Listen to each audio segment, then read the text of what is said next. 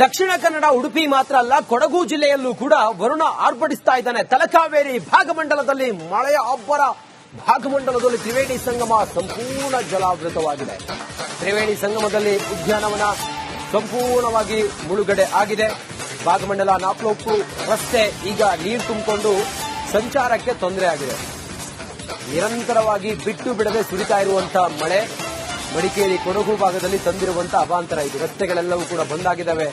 ಗುಡ್ಡ ಕುಸಿತಾ ಇರುವಂತಹ ಘಟನೆಗಳು ಅಲ್ಲೊಂದು ಇಲ್ಲೊಂದು ಕೇಳಿಬರ್ತಾ ಇದೆ.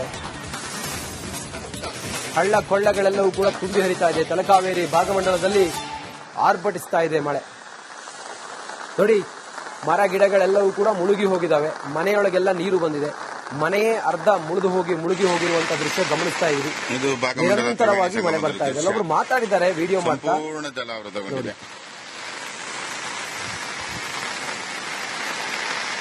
ನಾಪೋಲ್ ರಸ್ತೆ ಮೇಲೆ ನೀರಿದೆ, ಸ್ವಲ್ಪ ನೀರಿದೆ ಅಷ್ಟೇ ನಾಪೋಲ್ ರಸ್ತೆ ಮೇಲೆ.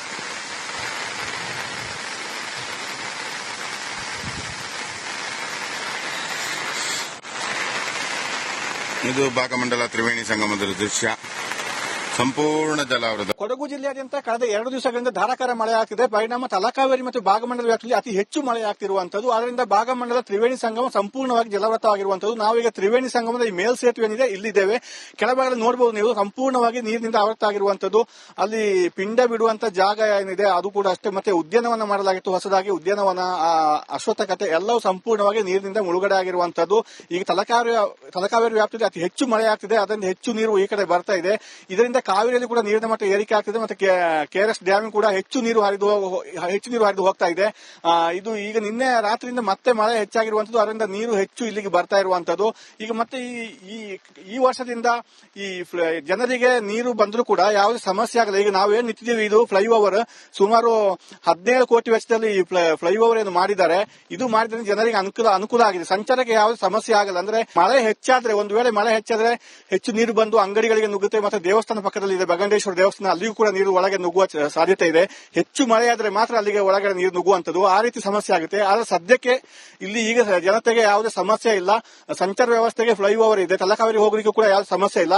ಹಿಂದೆ ಆದ್ರೆ ಒಂದು 2 ವರ್ಷದ ಹಿಂದೆ ಜೋರು ಮಳೆ ಬಂದಾಗ ರಸ್ತೆ ಸಂಪರ್ಕ ಕಡಿತಾ ಆಗ್ತಿತ್ತು. ತಲಕಾವೇರಿಗೆ ಹೋಗಲಿಕ್ಕೆ ಆಗ್ತಾ ಇರಲಿಲ್ಲ, ನಾಪೋಕ್ಲಿಗೆ ಹೋಗ್ಲಿಕ್ಕೆ ಆಗ್ತಾ ಇರಲಿಲ್ಲ. ಈಗ ಯಾವುದು ಈ ಫ್ಲೈಓವರ್ ಆದ್ರಿಂದ ಯಾವುದೇ ಸಮಸ್ಯೆ ಇಲ್ಲ. ಸದ್ಯಕ್ಕೆ ಜನತೆ ಸಂಚಾರ ಸುಗಮವಾಗಿದೆ. ಒಟ್ಟಾರೆ ಈ ಮಳೆ ಮತ್ತಷ್ಟು ಹೆಚ್ಚಾಗುವ ಸಾಧ್ಯತೆ ಇದು. ಮತ್ತಷ್ಟು ಹೆಚ್ಚು ನೀರು ಬರುವ ಎಲ್ಲ ಸಾಧ್ಯತೆ ಕಂಡು ಬರ್ತಾ ಇದೆ. ಕ್ಯಾಮರಾ ಪರ್ಸನ್ ದಿವಾಕರ್ ಜೊತೆ ಅನುಕಾರ್ಯಪ್ಪ, ರಿಪಬ್ಲಿಕ್ ಕನ್ನಡ, ಕೊಡಗು. ದಕ್ಷಿಣ ಕನ್ನಡ ಉಡುಪಿ ಮಾತ್ರ ಅಲ್ಲ, ಕೊಡಗು ಜಿಲ್ಲೆಯಲ್ಲೂ ಕೂಡ ವರುಣ ಆರ್ಭಟಿಸ್ತಾ ಇದ್ದಾನೆ. ತಲಕಾವೇರಿ ಭಾಗಮಂಡಲದಲ್ಲಿ ಮಳೆಯ ಅಬ್ಬರ. ಭಾಗಮಂಡಲದಲ್ಲಿ ತ್ರಿವೇಣಿ ಸಂಗಮ ಸಂಪೂರ್ಣ ಜಲಾವೃತವಾಗಿದೆ. ತ್ರಿವೇಣಿ ಸಂಗಮದಲ್ಲಿ ಉದ್ಯಾನವನ ಸಂಪೂರ್ಣವಾಗಿ ಮುಳುಗಡೆ ಆಗಿದೆ.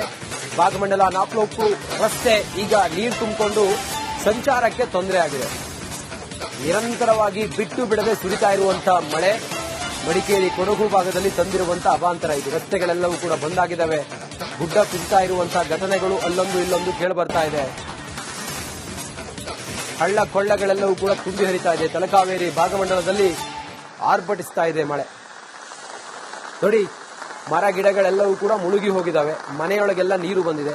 ಮನೆಯೇ ಅರ್ಧ ಮುಳುಗಿ ಹೋಗಿರುವಂತಹ ದೃಶ್ಯ ಗಮನಿಸ್ತಾ ಇದ್ದೀರಿ.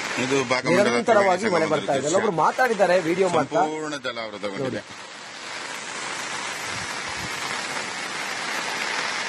ನಾಪೋಲ್ ರಸ್ತೆ ಮೇಲೆ ನೀರಿದೆ, ಸ್ವಲ್ಪ ನೀರಿದೆ ಅಷ್ಟೇ ನಾಪೋಲ್ ರಸ್ತೆ ಮೇಲೆ.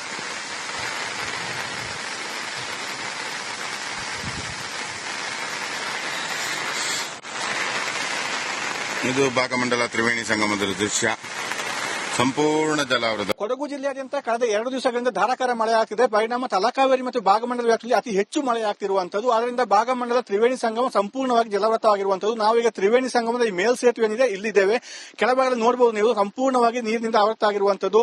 ಅಲ್ಲಿ ಪಿಂಡ ಬಿಡುವಂತ ಜಾಗ ಏನಿದೆ ಅದು ಕೂಡ ಅಷ್ಟೇ. ಮತ್ತೆ ಉದ್ಯಾನವನ ಮಾಡಲಾಗಿತ್ತು ಹೊಸದಾಗಿ. ಉದ್ಯಾನವನ, ಅಶ್ವತ್ಥಕತೆ ಎಲ್ಲವೂ ಸಂಪೂರ್ಣವಾಗಿ ನೀರಿನಿಂದ ಮುಳುಗಡೆ ಆಗಿರುವಂತದ್ದು.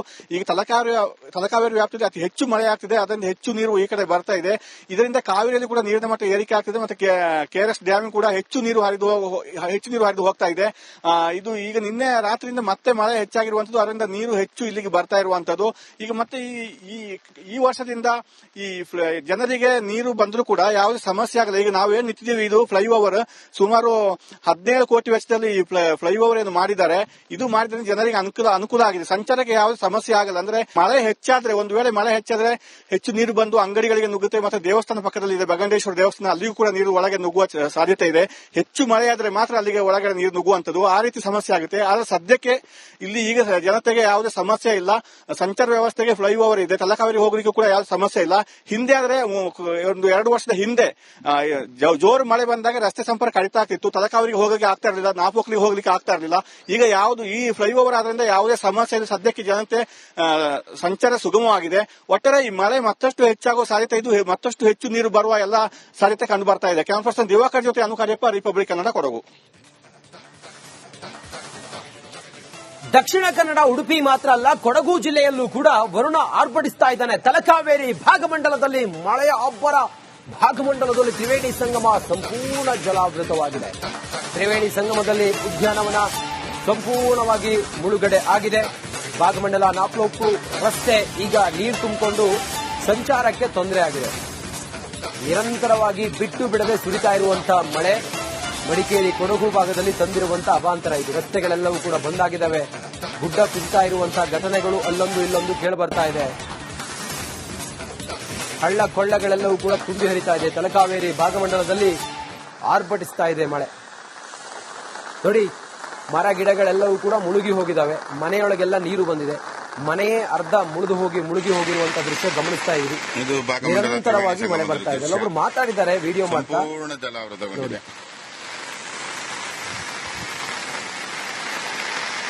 ನಾಪೋಲ್ ರಸ್ತೆ ಮೇಲೆ ನೀರಿದೆ, ಸ್ವಲ್ಪ ನೀರಿದೆ ಅಷ್ಟೇ ನಾಪೋಲ್ ರಸ್ತೆ ಮೇಲೆ.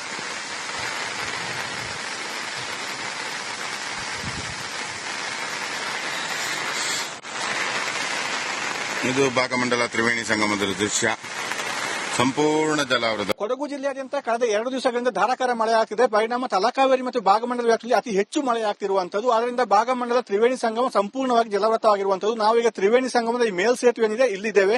ಕೆಳಭಾಗದಲ್ಲಿ ನೋಡಬಹುದು ನೀವು, ಸಂಪೂರ್ಣವಾಗಿ ನೀರಿನಿಂದ ಆವೃತ ಆಗಿರುವಂತದ್ದು. ಅಲ್ಲಿ ಪಿಂಡ ಬಿಡುವಂತ ಜಾಗ ಏನಿದೆ ಅದು ಕೂಡ ಅಷ್ಟೇ. ಮತ್ತೆ ಉದ್ಯಾನವನ ಮಾಡಲಾಗಿತ್ತು ಹೊಸದಾಗಿ, ಉದ್ಯಾನವನ, ಅಶ್ವತ್ಥಕತೆ ಎಲ್ಲವೂ ಸಂಪೂರ್ಣವಾಗಿ ನೀರಿನಿಂದ ಮುಳುಗಡೆ ಆಗಿರುವಂತದ್ದು. ಈಗ ತಲಕಾವೇರಿ ವ್ಯಾಪ್ತಿಯಲ್ಲಿ ಅತಿ ಹೆಚ್ಚು ಮಳೆ ಆಗ್ತಿದೆ, ಅದರಿಂದ ಹೆಚ್ಚು ನೀರು ಈ ಕಡೆ ಬರ್ತಾ ಇದೆ. ಇದರಿಂದ ಕಾವೇರಿಯಲ್ಲಿ ಕೂಡ ನೀರಿನ ಮಟ್ಟ ಏರಿಕೆ ಆಗ್ತಿದೆ. ಮತ್ತೆ ಕೆಆರ್ಎಸ್ ಡ್ಯಾಮ್ ಕೂಡ ಹೆಚ್ಚು ನೀರು ಹರಿದು ಹೋಗ್ತಾ ಇದೆ. ಇದು ಈಗ ನಿನ್ನೆ ರಾತ್ರಿಯಿಂದ ಮತ್ತೆ ಮಳೆ ಹೆಚ್ಚಾಗಿರುವಂತದ್ದು, ಅದರಿಂದ ನೀರು ಹೆಚ್ಚು ಇಲ್ಲಿಗೆ ಬರ್ತಾ ಇರುವಂತದ್ದು. ಈಗ ಮತ್ತೆ ಈ ವರ್ಷದಿಂದ ಈ ಜನರಿಗೆ ನೀರು ಬಂದರೂ ಕೂಡ ಯಾವುದೇ ಸಮಸ್ಯೆ ಆಗಲ್ಲ. ಈಗ ನಾವೇನ್ ನಿಂತಿದ್ದೀವಿ, ಇದು ಫ್ಲೈಓವರ್ ಸುಮಾರು 17 ಕೋಟಿ ವೆಚ್ಚದಲ್ಲಿ ಈ ಫ್ಲೈಓವರ್ ಏನು ಮಾಡಿದ್ದಾರೆ. ಇದು ಮಾಡಿದ್ರೆ ಜನರಿಗೆ ಅನುಕೂಲ ಆಗಿದೆ, ಸಂಚಾರಕ್ಕೆ ಯಾವುದೇ ಸಮಸ್ಯೆ ಆಗಲ್ಲ. ಅಂದ್ರೆ ಮಳೆ ಹೆಚ್ಚಾದ್ರೆ, ಒಂದು ವೇಳೆ ಮಳೆ ಹೆಚ್ಚಾದ್ರೆ ಹೆಚ್ಚು ನೀರು ಬಂದು ಅಂಗಡಿಗಳಿಗೆ ನುಗ್ಗುತ್ತೆ. ಮತ್ತೆ ದೇವಸ್ಥಾನ ಪಕ್ಕದಲ್ಲಿ ಇದೆ ಬಗಂಡೇಶ್ವರ ದೇವಸ್ಥಾನ, ಅಲ್ಲಿಯೂ ಕೂಡ ನೀರು ಒಳಗೆ ನುಗ್ಗುವ ಸಾಧ್ಯತೆ ಇದೆ. ಹೆಚ್ಚು ಮಳೆ ಆದ್ರೆ ಮಾತ್ರ ಅಲ್ಲಿಗೆ ಒಳಗಡೆ ನೀರು ನುಗ್ಗುವಂತದ್ದು, ಆ ರೀತಿ ಸಮಸ್ಯೆ ಆಗುತ್ತೆ. ಆದ್ರೆ ಸದ್ಯಕ್ಕೆ ಇಲ್ಲಿ ಈಗ ಜನತೆಗೆ ಯಾವುದೇ ಸಮಸ್ಯೆ ಇಲ್ಲ. ಸಂಚಾರ ವ್ಯವಸ್ಥೆಗೆ ಫ್ಲೈಓವರ್ ಇದೆ, ತಲಕಾವೇರಿ ಹೋಗ್ಲಿಕ್ಕೂ ಕೂಡ ಯಾವುದೇ ಸಮಸ್ಯೆ ಇಲ್ಲ. ಹಿಂದೆ ಆದ್ರೆ ಒಂದು 2 ವರ್ಷದ ಹಿಂದೆ ಜೋರು ಮಳೆ ಬಂದಾಗ ರಸ್ತೆ ಸಂಪರ್ಕ ಕಡಿತಾ ಆಗ್ತಿತ್ತು, ತಲಕಾವೇರಿಗೆ ಹೋಗಲಿಕ್ಕೆ ಆಗ್ತಾ ಇರಲಿಲ್ಲ, ನಾಪೋಕ್ಲಿಗೆ ಹೋಗ್ಲಿಕ್ಕೆ ಆಗ್ತಾ ಇರಲಿಲ್ಲ. ಈಗ ಯಾವುದು ಈ ಫ್ಲೈಓವರ್ ಆದ್ರಿಂದ ಯಾವುದೇ ಸಮಸ್ಯೆ ಇಲ್ಲ. ಸದ್ಯಕ್ಕೆ ಜನತೆ ಸಂಚಾರ ಸುಗಮವಾಗಿದೆ. ಒಟ್ಟಾರೆ ಈ ಮಳೆ ಮತ್ತಷ್ಟು ಹೆಚ್ಚಾಗುವ ಸಾಧ್ಯತೆ ಇದು, ಮತ್ತಷ್ಟು ಹೆಚ್ಚು ನೀರು ಬರುವ ಎಲ್ಲ ಸಾಧ್ಯತೆ ಕಂಡು ಬರ್ತಾ ಇದೆ. ಕ್ಯಾಮರಾ ಪರ್ಸನ್ ದಿವಾಕರ್ ಜೊತೆ ಅನುಕಾರ್ಯಪ್ಪ, ರಿಪಬ್ಲಿಕ್ ಕನ್ನಡ, ಕೊಡಗು.